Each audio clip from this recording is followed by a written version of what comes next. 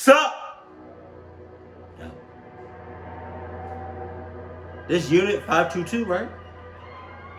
Hey, it's been a hot ass minute since I reacted to his video. Jesus.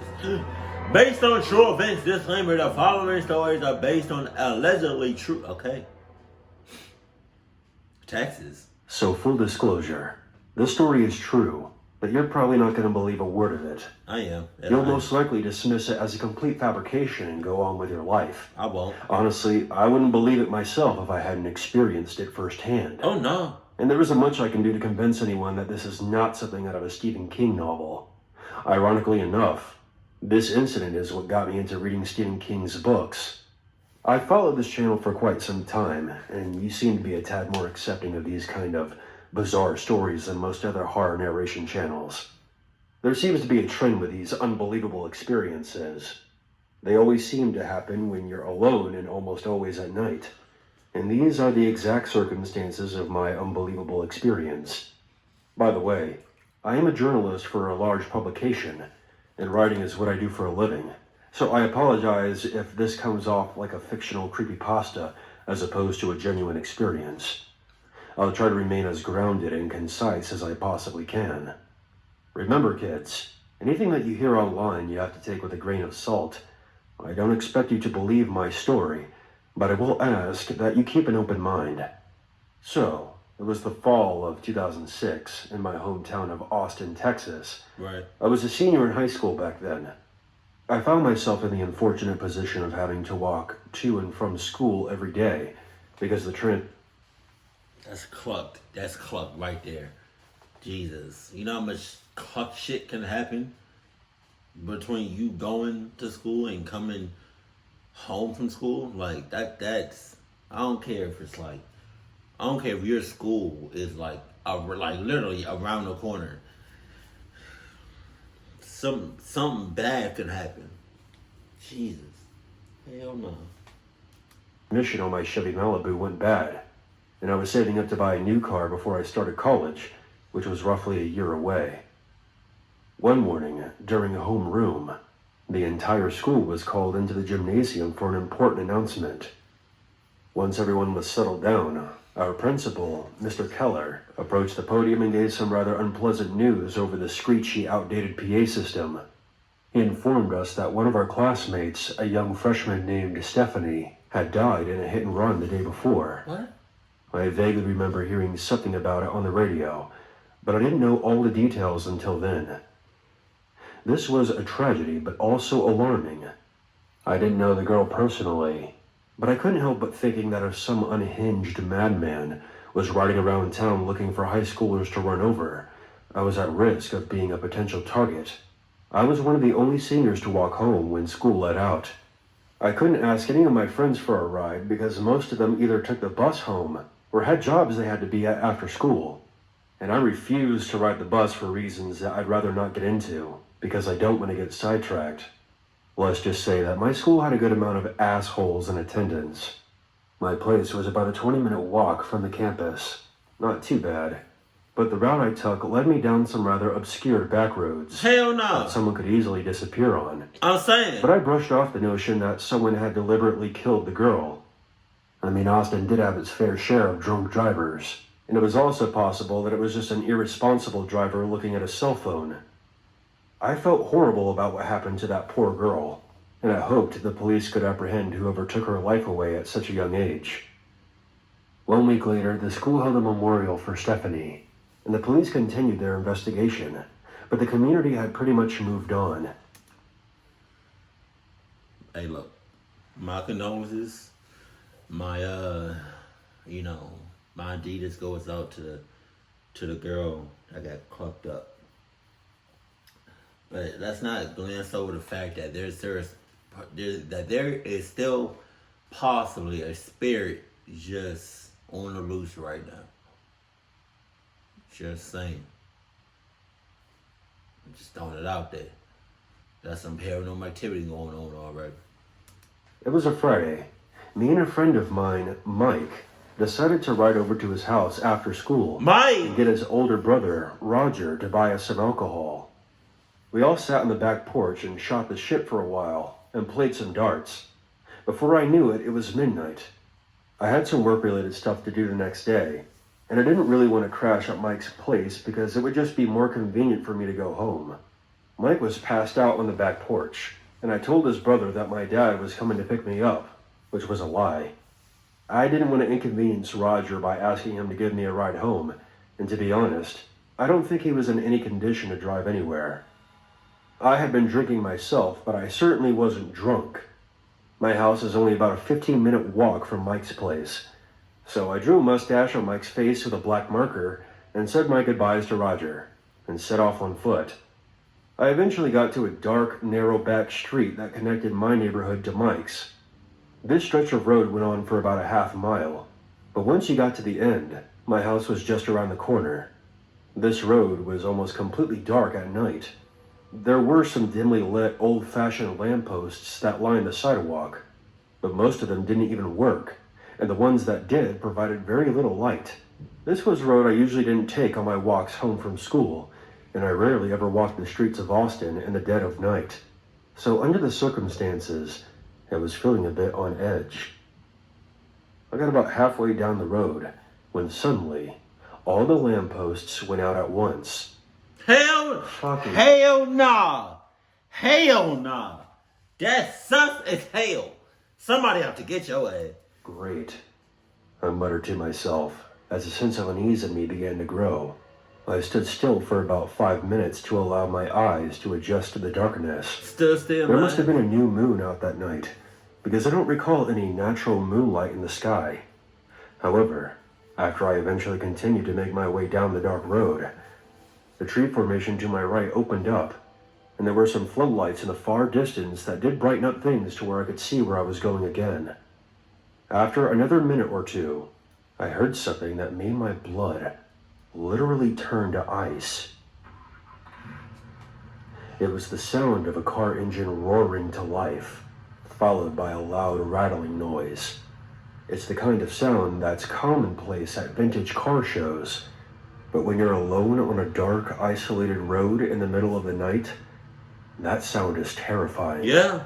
I instantly remembered what happened to Stephanie a week prior, and I began to scan my surroundings, looking for whatever was producing that noise.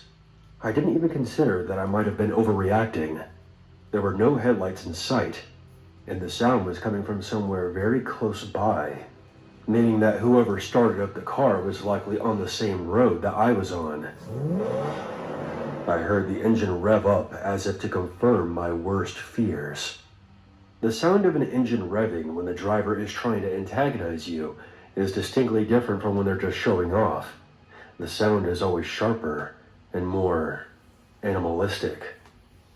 I had reached a section of the road where the distant floodlights were blocked out by a large stone wall that led to the entrance of my neighborhood.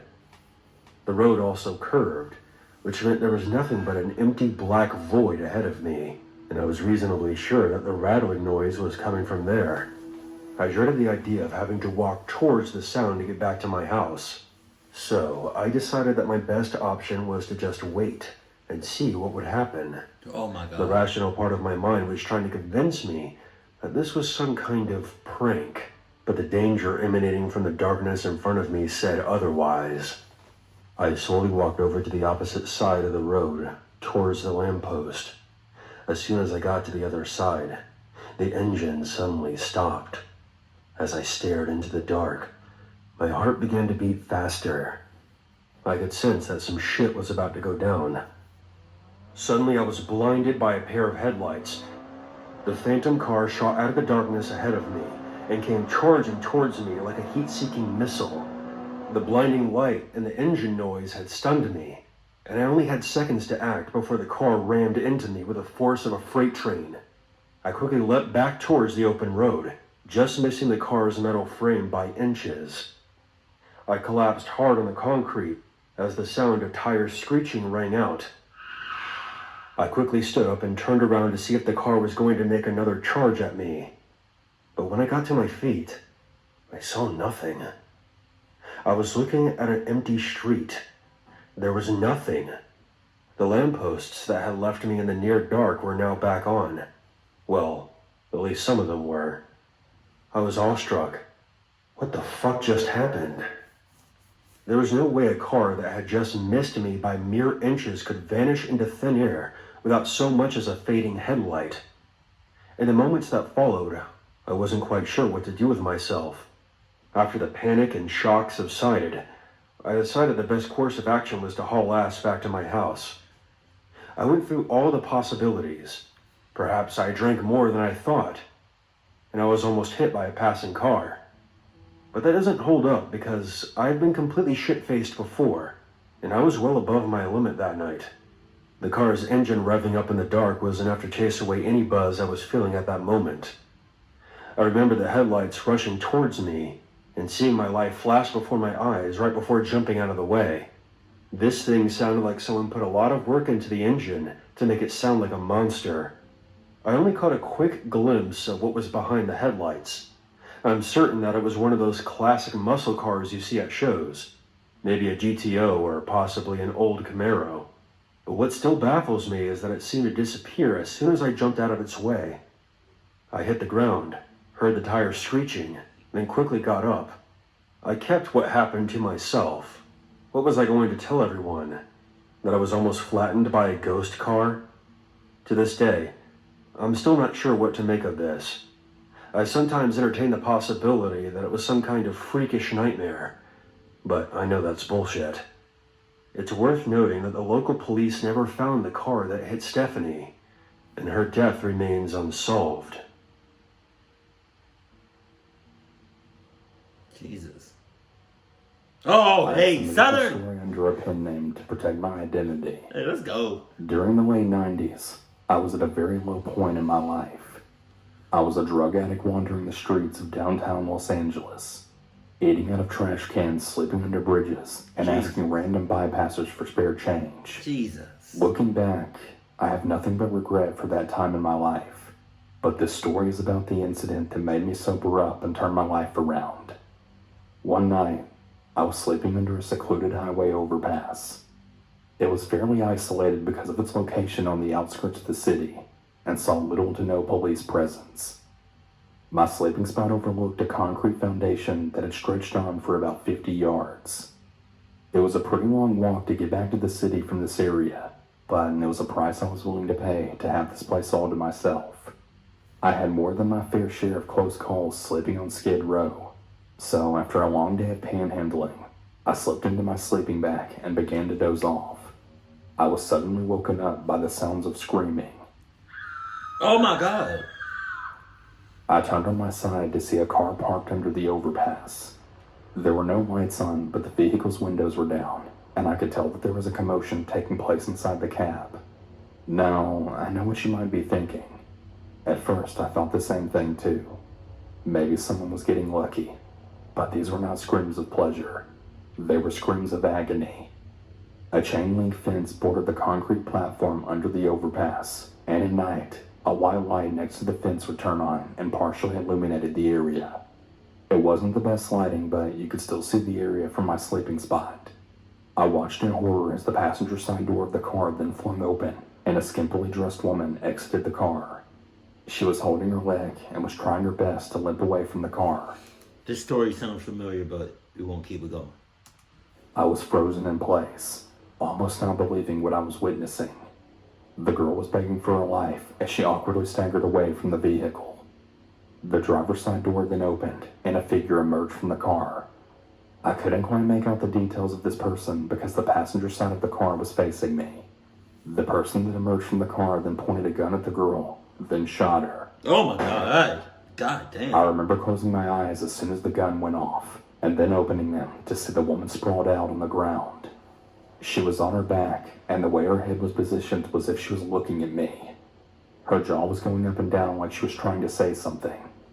The memory of seeing her like that, well, it still really haunts me. The shooter made his way over to her. When he stepped into the light, I could see that he was wearing a dark hooded jacket with a bandana hiding his face. He stood over her and just watched her for several seconds, then finishing her off with the second shot. I was absolutely petrified at what I had just witnessed. I was now sitting up in my sleeping bag with one hand over my mouth, just trying my best to not make a sound. But what happened next was a whole new level of fucked up. The headlights of another vehicle at the opposite end of the overpass flicked on and drove up to the gruesome scene. At first I was relieved, and I stupidly thought that these people were there to help, not even factoring in that a bystander wouldn't just casually drive up to the scene of a crime with a killer still there with a loaded gun. I guess after I witnessed something so horrible, the logical part of my brain wasn't working too well. But things became clear to me once I noticed that the other vehicle was a black van. And things became even more clear once I saw 3 men wearing ski masks exiting the van, with one of them holding a video camera. These sick fucks were filming this entire thing. There was an exchange of words, and the other 2 men that exited the van walked over to the dead woman and grabbed her arms and legs, then proceeded to carry her body back to the car. The shooter had made his way over to the car before they got there, and the cameraman stepped off to the side and filmed the entire thing. The shooter popped open the trunk, and the men heaved the corpse into it. Without going into too much detail, I'll add that the men didn't seem to be concerned at all about the blood. The cameraman then joined them at the car for a nice close-up shot. The shooter then walked over to the van, then returned with 2 gas cans. The men doused the car in gasoline, and the shooter struck a match and threw it, and the car was instantly engulfed in flames. The foreman and myself watched as the car burned. As I stared into the fire, I became numb. I had apparently reached my scare limit, and now I was just angry. Angry at these animals for what they had done. Even if the woman was an addict or a hooker, no one deserves to die like that, murdered under an overpass in cold blood. The fact that there were others there filming the whole thing pissed me off even more. I considered this to be the exact moment that I stopped being a drug addict. The 4 men eventually piled back into the van, then left. A short while later, I had emerged from the overpass and made my way to the nearest payphone to call the police. I don't think the police took me seriously at first, until I led them to the burning car. I was questioned for hours by detectives, and yes, they did suspect me, a homeless junkie, of foul play, but I stuck to my story. They did keep me in a holding cell for a few days, which they probably couldn't legally do, but I honestly didn't really mind at all. Free showers and food. I was actually a bit bummed out when they eventually released me. I later found out that there were similar killings in San Francisco and Sacramento, and that the perpetrators were wanted by the FBI. I don't know for sure if they ever caught them. I only hope that they did. After that night, I decided that I had enough of living on the streets. The fear I experienced inspired me to get my shit together, finish college, and become an English teacher. Wow. I'm proud to say that I've been sober for over 23 years. That's a very specific profession. I would think you would want to go into like the law enforcement or some sort of security or protection or something. That's the same what you just saw. Not no teacher. I mean, nothing against teachers. I'm just saying that was not what I was expecting. Sometimes seeing the ugliest side of humanity. Well, I think that's the cure. I thought that was it. I was about to say. Let me give you some background before I begin my story. This took place in the summer of 2014. I'm a female who was 22, turning 23 that fall. I don't want to share my location, so I'll be making some minor changes for privacy reasons. I live in a small college town. I've lived there my whole life, and I've graduated from there. There's a lot of history in this little town, but unfortunately we do have a drug problem here. Other than that, we don't get a whole lot of crazy around our small town. I worked at a gas station that was owned by a family member. My husband and I worked opposite shifts. I was the early bird, so I would work the morning shift. I would get up around 3:30, 4 o'clock, and open the store by 5. I was never worried about walking out to my car in the dark because I grew up living in the countryside outside of town. I loved being outside, even when it was dark. I used to lie in the grass and look up at the stars. When my friends would come over, we would always play Ghost in the Graveyard at night and do your typical teenager stuff during dark hours. Just messing around and having a little fun. We owned about 4 acres of land, and no one ever bothered us, so I was used to being outside in the dark with no fear at all, which I'm not too fond of because I was so used to being in an open space, and I was never really a city girl. even to this day. Your girl. Now that you've got some background, let's get into the story. Now this is going to be a two-part story, so bear with me, because both of these incidents occurred very close to each other. As I mentioned before, it was the summer of 2014. I was getting ready for work like I usually did. When I got into my car, I started pulling out of my apartment's driveway. I then noticed a man walking down the road, pulling a suitcase behind him. As I got closer, I began to wonder why someone would be walking down the street pulling a suitcase at 4:40 in the morning. I thought about pulling up next to him and rolling down my window to ask him if he needed me to call the police or something. What? But I was suspicious. I grew up being... No, you wasn't. You wasn't that suspicious because you just would have kept driving. So, you got some cluckness in you. All right. Not to talk to strangers or to pick up hitchhikers. So there was no way that I was going to let a stranger into my car. But you already talked to But him. I'm also a nice person, and I'm always willing to help in any way that I can. But I wouldn't do something that could put my life in danger. When I pulled out of the driveway, the man then started walking right towards my vehicle. I remembered losing my nerve and took off down the street. When I looked into my rearview mirror to see him just standing there watching me, I knew something was off about this person, and I was also thankful that I didn't offer to help him. Some of you might think, oh, you're just over-exaggerating. My head. But come on. Why would this man come right at my vehicle? And what the hell was he doing walking with a suitcase in the middle of the street at 4 o'clock in the morning? Once I reached my work, I called the police and reported it. I told them that I was just a concerned citizen, and I had been living in this neighborhood for the past 4 years, and I had never seen this man before. The police told me that they would send a car out to patrol the area. Hours went by, and I didn't hear anything from them. So I decided to call them back and inquire if they found anything. They told me that there was no trace of the man. So I just brushed it off and went about my day. I later mentioned it to my husband after my shift, and he told me that it was probably someone returning home from the airport or something. But the nearest airport is about an hour's drive away. My husband thought I was just overreacting about the whole thing. A few weeks later, I was talking to one of my customers and brought up this incident. It's a small town and everyone talks to everyone around here. As soon as I mentioned the man with the suitcase, my customer looked like he crapped his pants. He then started telling me that the police had recently discovered bodies in suitcases in our county.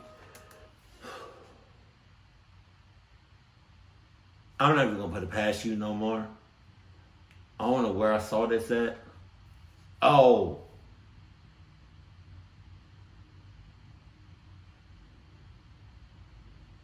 Did I do a reaction to it? Or did I see it on a show called Criminal Minds? Where the person would do something to the body and then put it in a suitcase and then just act like, just walk out in public with it. Not knowing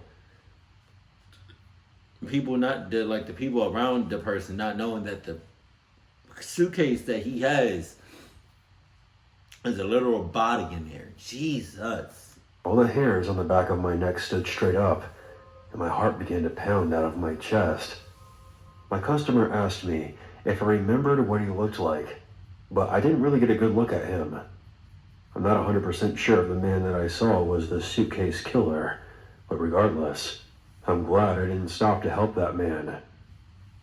A couple of months later, I was again getting ready for work. I headed out of the back door of my apartment.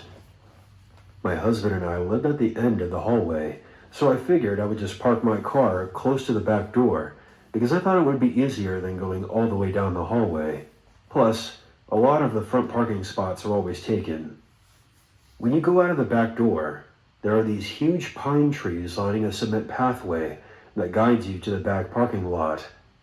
It was still dark out, and the moment that I opened the back door, straight ahead was the dark figure of a large man running straight towards me. Wow. I didn't hesitate and I slammed the door shut and rushed back into my apartment. My heart was pounding violently inside my chest. I was in full-on flight mode. I had never run so fast in my life. The moment that I reached the bedroom, my husband literally sat straight up and asked me if I was alright. After I explained to him what was going on, he stood up from the bed and headed to our door to look through the peephole to see if there was anyone in the hallway. He saw nothing, so he opened the door a crack and started looking around, but there was no one there. I was still shaking, even when my husband walked me out to my car. I'm lucky to have such a great guy for a husband. Later that day, when my husband arrived at the gas station for his shift, he told me from now on to park in the front where the lights were. The same week, I ended up buying some pepper spray just in case I needed it in the future. It's been about 7 years, and I still haven't used it, thank God. But I want to warn you all, even though you feel like you're safe in your own neighborhood, you still have to take precautions. Make sure that you park in well-lit areas if you're going to work very early like me. Always have a can of pepper spray or some sort of protection.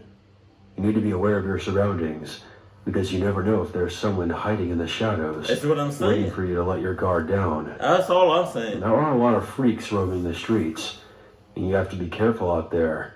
And if something doesn't feel right, follow your gut. Or follow Adidas. That's all I gotta say about that one. Hey everyone, thank you for tuning into this episode of Based on True Events.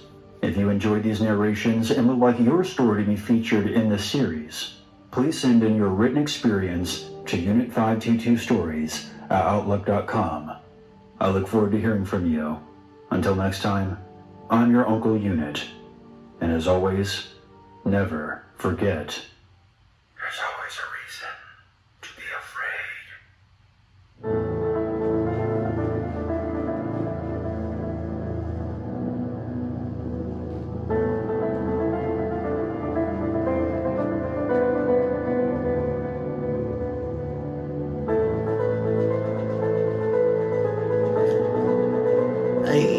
I missed that. Oh man, good times. Yeah, I said that before, I'm gonna say it again. Just no matter where you at, no matter where you think you safe at, cluckness can happen and it will happen. You know? You could be thinking, you're in the safest part of the world. Cluckness still, it still happens. With this story right here, where he saw the girl get shot, I think I would have tried to, I think I would have went into law enforcement or some sort of protection or security. Because that right there, yeah, man. Jesus. And these gas station Jones is kind of iffy. Because, it's the gas station. Like, it's not that much to little security at all. So if you working there, just know that. And be protected. Have protection on you at all times. Keep it cool, keep it classy, and I love you. Stay happy. My family.